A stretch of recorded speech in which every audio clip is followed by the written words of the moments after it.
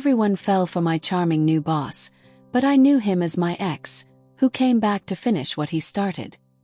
The new boss walked in like a dream. Sharp suit, perfect smile, and every woman in the office swooned. Everyone but me. I knew that face. I used to wake up next to it. Before he ruined my life. Lately, my life has felt like a well-balanced play. Mornings begin with Coco and my 10-year-old daughter Ellie's laughter, and days are filled with work on new projects for our charity organization. And evenings were with William, a successful journalist and the first man I had let close in years. A new pain. 8 years before, my ex had left me with debt and a destroyed career. He didn't just leave. He ensured I couldn't get up again. But I did. I rebuilt myself from the ashes. Every step and every decision was like a puzzle forming the new me. When I walked into the office that morning, something felt off. Too many people were standing around, whispering, and their eyes darting toward the conference room. "Did you hear he's from New York?" whispered Mia by the coffee machine. That voice, that brain. Ugh, I'd let him run my whole life, giggled Jessica. I wasn't interested. Not in gossip, not in charm, not in illusions. I had built this department brick by brick alongside a team I trusted. Grace, said Mia, nudging me with her elbow. Don't act like you're not curious. Come on. I'm more interested in whether he knows how budgets work. Then the HR director walked up to the front of the room. And now, friends, she said, smoothing her blazer. Please welcome the new CEO of our organization. Applause started. I took a sip of coffee, casually turning toward the door, and froze. He walked in. Logan, VX, in a deep gray suit, tailored within an inch of perfection. That jawline that once made me stupid. That same damn smile. Eyes met. His smile widened like a man about to make a move on a chessboard. My fingers went numb around the cup. The coffee suddenly tasted like ash. The last time I saw that smile was in court, right before he took everything from me with that same calm expression. No one else noticed the tremor that ran through me. They were too busy leaning toward each other and whispering, God, I think I just forgot how to blink. Is it illegal to fall in love with your boss in the first 30 seconds? All I heard was one thought echoing like a siren. What is he doing here? The next few days turned into a game. Not mines. Logan became the office star.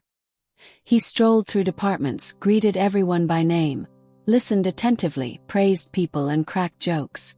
The women practically glowed when he passed. He actually listens when I speak, sighed my colleague Jessica. I'd go on a team-building trip with him. Alone, giggled Mia. But I watched, and I saw what they didn't. The chill in his eyes, the micro-gestures of control, the surgical precision of his words. He was playing a role, and playing it perfectly. Anonymous gifts began arriving on the third day. Flowers, my favorites, the perfume I used to wear, jewelry. One day, in a bracelet box, was a note. Now we're both in the same office. It's fate. When Logan invited me to dinner, I barely kept my face straight. I decided to say no firmly without fear. Thank you, but I already have plans, I said calmly. His smile vanished for just a second. Cancelled your date, Grace.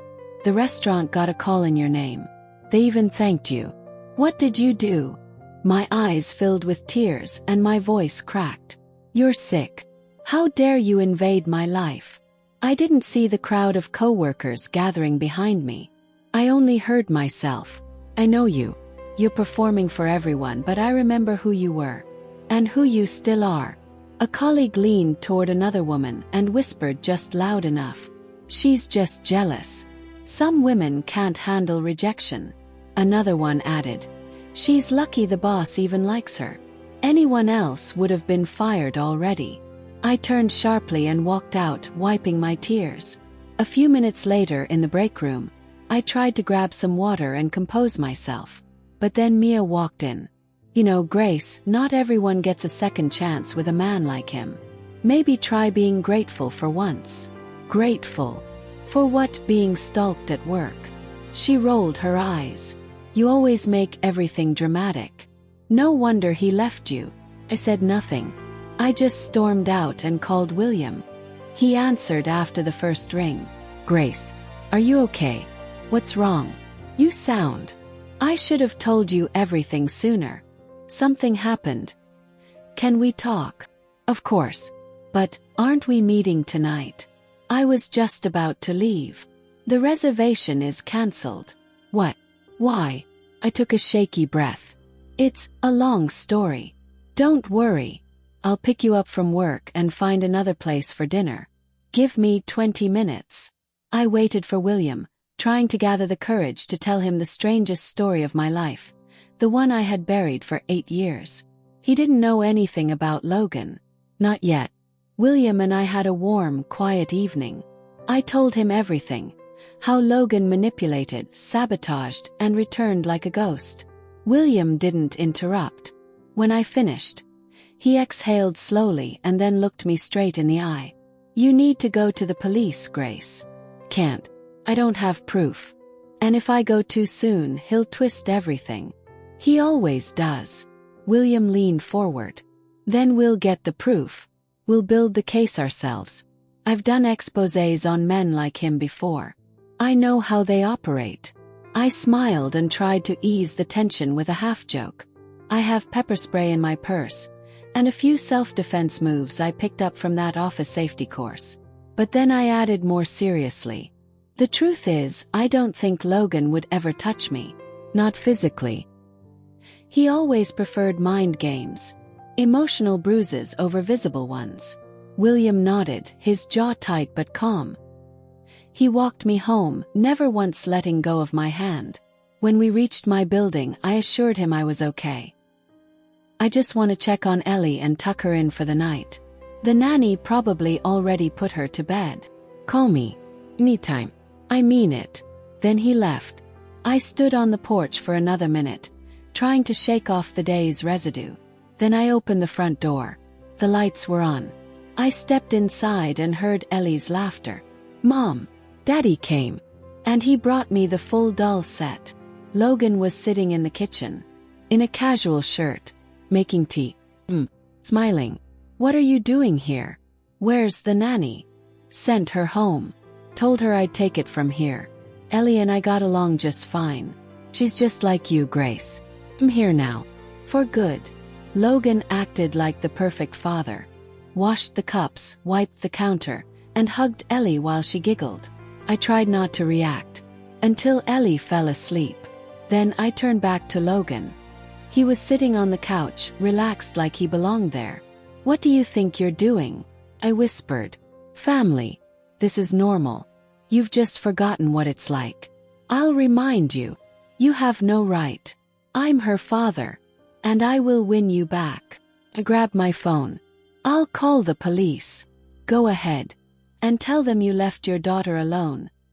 While popping painkillers. He pulled a pill bottle out of his pocket with my name on it. Remember how you screamed at the office? We've got the footage. I installed the cameras. That's not mine. You planted it. Can you prove it? They'll believe me. I'm a role model. What do you want, Logan? Ooh, and Ellie. Or lose everything again. You won't dare. I rebuilt my life from ashes. And I'll destroy it again. I have enough power. I realized there was no protection. The police wouldn't help. My coworkers were still hypnotized. I had to act alone. And suddenly, I wasn't scared anymore. I was angry. Not just for me, for every woman he ever fooled. But William, seeing my burning eyes, stepped in. We hatched a plan. I created an anonymous page. I posted stories about women who survived emotional abuse. Seemingly fictional. But each one was a piece of the truth. We needed Logan to react. William used his media skills to target those posts directly at our coworkers. Every one of them saw the stories, including Logan. Few days passed. William placed a tablet in front of me, showing analytics from the anonymous page we had just launched. Look at this, he said. They're reading. They're talking. If we keep the pressure, he'll crack. That's when we hit record. Let's take his mask off. Logan didn't know it was us, but he felt it. That afternoon, I saw him in the glass hallway by the elevators. Alone. He thought no one was watching. His fists were clenched. He slammed a folder onto the windowsill. "Idiots!" I heard him hiss under his breath. Logan glanced around, forced a smile back on his face, and walked away like nothing had happened. He tried to keep the mask, but it no longer fit. People in the office started whispering. And he felt it. At the significant conference where I was to speak, Logan sat in the front row, smiling, as always, pretending. Finally, I stepped onto the stage. My hands were damp. I knew one wrong word could cost me everything. My job, my daughter, and my sanity. But if I stay silent, he wins. Again. I looked out into the crowd. I saw William in the back. "I have such a support system. We'll win," began my speech. "We're here to talk about strength, about women who survived, who made it through darkness."